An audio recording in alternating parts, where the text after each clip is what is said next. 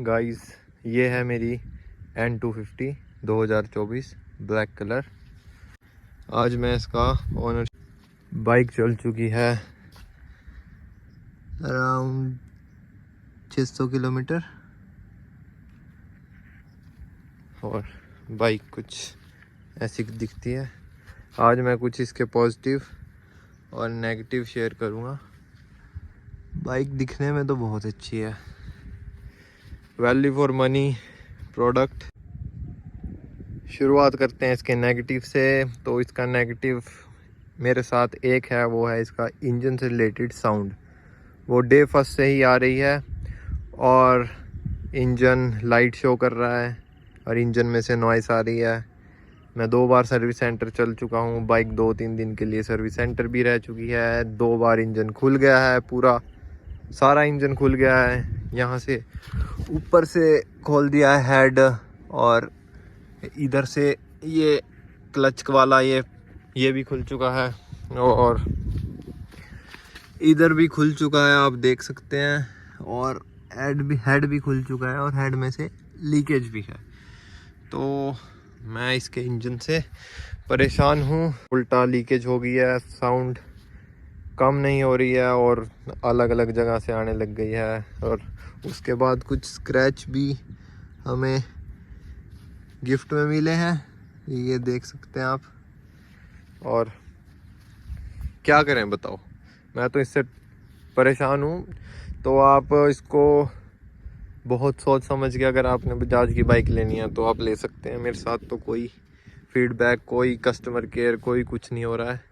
तो मेरे तो पैसे अभी फंस गए हैं। पहली बाइक ली है और ऐसा हो रहा है। तो पॉजिटिव है इसके लुक्स और इसकी LEDs और इसका प्रोजेक्टर।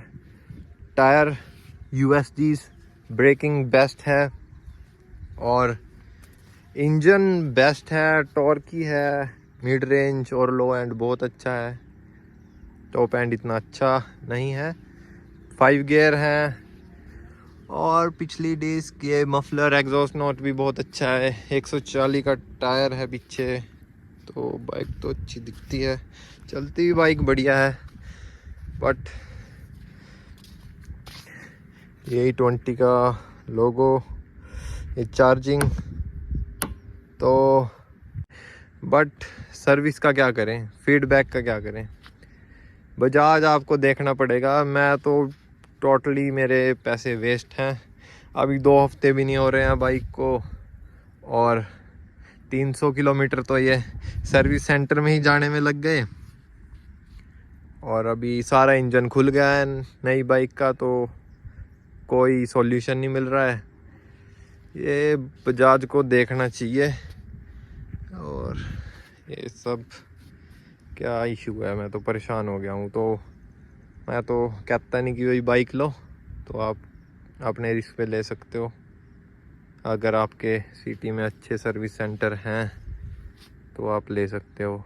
मैं गांव से आता हूँ, तो यहाँ तो कोई फैसिलिटी नहीं है। जहाँ से बाइक ली है वो सिर्फ बाइक बेचते हैं, सर्विस कराने कहीं और जाना पड़ता है 50 किलोमीटर दूर।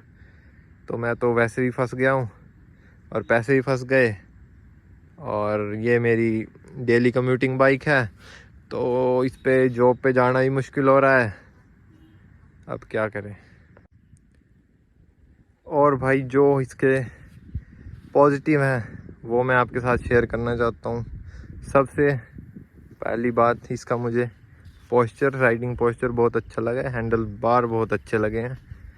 तो राइडिंग सीट और हैंडल बढ़िया है। दूसरा है इसका इंजन, जो अच्छी पावर निकालता है। सिटी के लिए बहुत अच्छा है और ऐसे विलेज में रहते हो आप हिल्स पे, तो वो बहुत अच्छा है। तीसरा है इसकी ब्रेक्स। ग्रेमिका की ब्रेक्स हैं तो बहुत अच्छी ब्रेक के हैं। अगली ABS है, बढ़िया है। और थर्ड, इसके टायर्स। अगला अच्छा है, रेडियल होते तो थोड़ा बेटर था, बट वाइड टायर्स हैं 140 और 110 का अगला। USDs लाइट से मैं बहुत इम्प्रेस हूँ, लाइट बहुत अच्छी है। और एक चीज़ से जो मैं परेशान हूँ वो है इसका ये सिंगल हॉर्न, बहुत बेकार है। और ये अजीब सी वियर्ड सी साउंड करता है, कभी बजता है कभी नहीं बजता।